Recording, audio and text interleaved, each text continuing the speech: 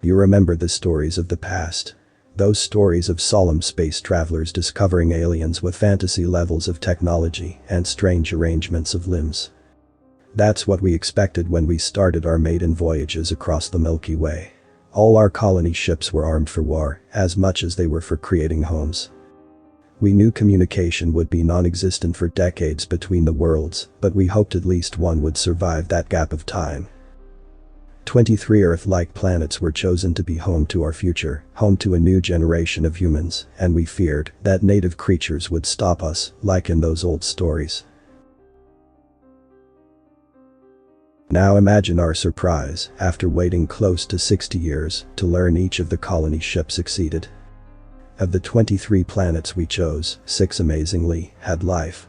Our first contact with intelligent beings from another world. Now color me disappointed, because none of them were exactly intelligent. They were like the wild animals of Earth, give or take their odd appearances. None understood a lick of science, hell, none of them understood fire, beyond the whole burns thing concept. Our first step into being a multiplanar species, and we were disappointed. We wanted the action, the adventure, the mystique of alien societies. We got cyclops lizards with tentacle mouths that communicate by vomiting.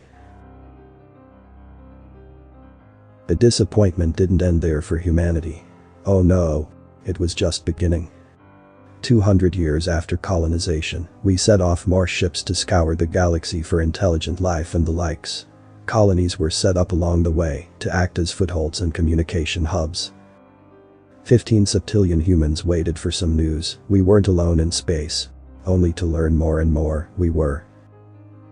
In 400 short years, we found no other civilizations.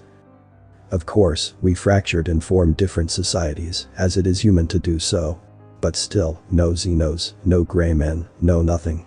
Fat load of crap it was. Eventually, the Milky Way bored us, and we set off once more. Ships the size of stars were forged, preparing to set humanity out further into the dark, making our mark on the universe. We left hollow civilizations and scarred planets in our wake as we left. But we didn't leave dead planets. It was nearly 44,000 years before we returned to our home system. But on arrival, we knew something changed. Once vacant planets had obvious metropolises scattered around them. We assumed some human factions stood behind and continued to build, but that was proven false. They weren't human.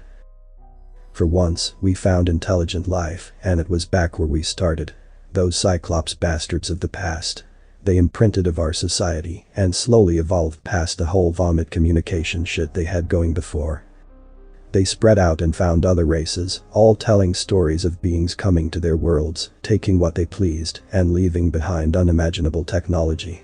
They all argued about it, fought about it, even worshipped the idea of it. They had spent 30,000 years building, traveling, learning, all in hopes of learning if there were some great beings that enlightened them. Millennia of hunting for the supreme beings of the universe, and we never thought of it from the other end. As we started to communicate with the new spacefaring societies, they expected what we used to. They expected us to have reality-warping technology, unbelievable physiques, and massive cities spanning solar systems. They were hoping to meet the supreme beings of the galaxy, and we were there to greet them. Author's name and the link to original text is in the description. Consider tapping the thumbs up and pressing the subscribe button if you enjoyed this video.